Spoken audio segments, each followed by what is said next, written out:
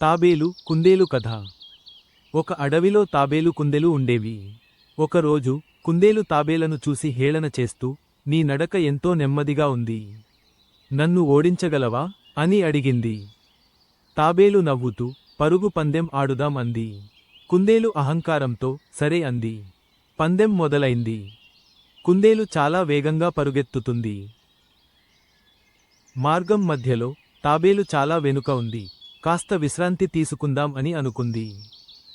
ఒక చెట్టు కింద నిద్రపోయింది. తాబేలు నెమ్మదిగా, స్థిరంగా ముందుకు సాగింది. చివరికి తాబేలు లక్ష్యానికి చేరుకుంది. కుందేలు ఒక్కసారిగా ఉల్లిక్కిపడి లేచి పరిగెత్తింది. అప్పటికే తాబేలు గెలిచిపోయింది.